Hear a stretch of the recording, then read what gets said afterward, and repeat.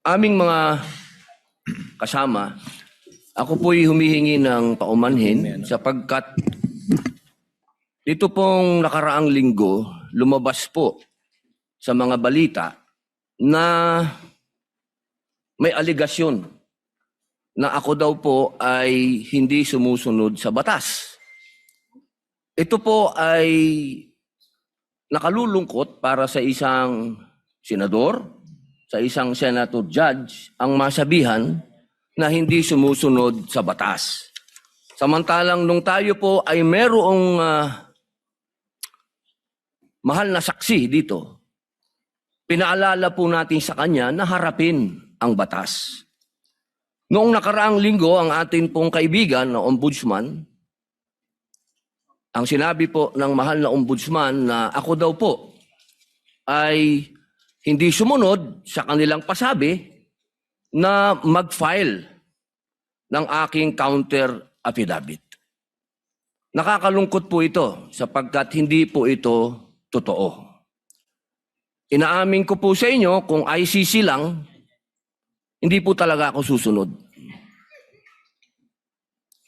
Hindi ako magpapasakop sa ICC. Pero dahil ginagalang ko po ang ombudsman, dahil siya po ay aking kaibigan na itinuturing, dahil nagkaroon na po kami ng napakahabang kwentuhan sa aking opisina nung siya po ay kalihim ng hustisya, nag-file po kami. Ito po, hawak ko po ang original. Dahil sa akin po, importante ang original. Ito po ang original, nakalagay po dito. Nag-file ako. Nakalulungkot po na pati ang media ay nakikisama sa ganitong klasing propaganda na ang isang senador ay hindi sumusunod sa batas. Isang senator judge.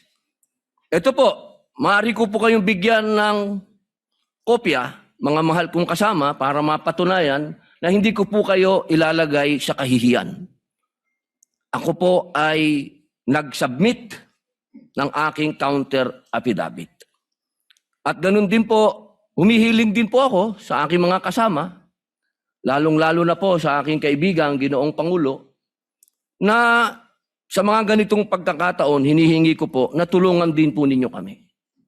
Na maipaliwanag din po namin sa media na meron din po kaming mga pagkakataon na ipagtanggol din ang aming sarili at kami wag husgahang kaagad na kami hindi sumusunod sa batas. Yun lamang po, Ginoong Pangulo at tagapangulong hukom. Maraming salamat. Senators Erwin Tulfo, Senator Judge Alan Cayetano, thereafter Senator Judge Tito Soto are recognized. What is your pleasure, Senator Judge Erwin Tulfo? Mr. Presiding Officer, Senate President, ladies and gentlemen. This impeachment court was established to try the Vice President of the Republic. Ang punto ko po rito, kasi napapansin ko po ilang araw na nagagamit po natin ang impeachment court, ang oras po ng impeachment court sa pagpapaliwanag. Naintindihan ko po ang posisyon ng aking kaibigan, si Senador Robin Padilla. Yung kanya pong frustrations. Pero gusto ko lang po sana ipaalala sa ating presiding officer, sa ating pong Senate President, at matanong, ano po ba ang ating ginagamit na rules ngayon? O pwede po ba yung mga problema po labas sa impeachment court na ito o labas sa kaso ng Vice President ay dadalhin natin dito? Di po ba ang korte na ito na itatag para po sana kay Vice President at kay Vice President lamang? Mga ebidensya, mga testimonya, mga pahayag patungkol lamang po sana sa impeachment ng Vice President. Kasi dito pong mga nagdaang araw, Mr. Presiding Officer, Senate President, mga kasama, napansin ko po na nagagamit ang oras po ng impeachment court sa pagtatanggol po ng mga nakaraang araw ng sarili ng ilan sa mga kasamahan natin sa mga akusasyon This is not the right forum and the right venue and not the right time to explain your situation.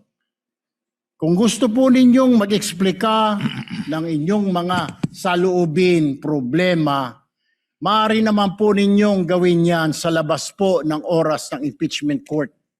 Maaari pong sa press conference, nandyan naman po ang Senate media. Anytime po, nandoon sila sa Senate briefing room, press briefing room. Maaari din po sa Facebook o sa YouTube magpaliwanag.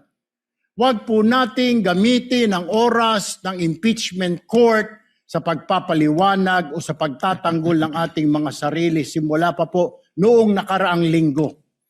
Because the time we waste here to defend ourselves, defend what we believe or what have you, is an injustice to the Vice President. Yung oras po na ito dapat ilaan natin sa pakikinig sa depensa ng Vice Presidente, sa mga akusasyon laban sa Vice Presidente, hindi po pagdidepensa sa mga sarili natin kung tayo inaakusahan ng kung anong mga ahensya, kung tayo po ay may mga kaso, may mga investigasyon. This is not the right forum, Mr. Presiding Officer, Mr. President, Senate President. This is not the right place. This court was established, was created, the impeachment court, for the Vice President and Vice President only. This should be her time. This should be her forum, not our forum here na ilabas natin ang saloobin natin, mga sagot natin sa mga akusasyon, mga kaso laban sa atin. And this is not also the time, Mr. President, Mr. Presiding Officer, na hanapin yung mga kasama nating nawawala, nakakulong. Dapat po doon sa Senado natin, sa sesyon natin, and not here in this court, Mr. Presiding Officer, Mr. Senate President. Kaya pakiusap ko lamang po sana sa ating mahal na Presiding Officer and Senate President, let us follow the rules. May rules ho tayo. Kung hindi naman ho patungkol sa Vice President na sasabihin natin, hindi naman po patungkol sa depensa o prosekusyon ng Vice Presidente natin, then wag na ho natin payagan na magsalita pa po dito because nasasayang. Because every minute, every hour that we waste away from the defense or from the prosecution of the case of the Vice President, it is injustice. It is called injustice to the Vice President, to her family, yung anguish, yung kanyang sama ng loob, yung oras na nakabinbin ang kaso na ito. Let us do this impeachment trial as quickly as possible. If we have to clear the Vice President, then let's clear her. If we have to prosecute, then prosecute her with the evidence kung meron.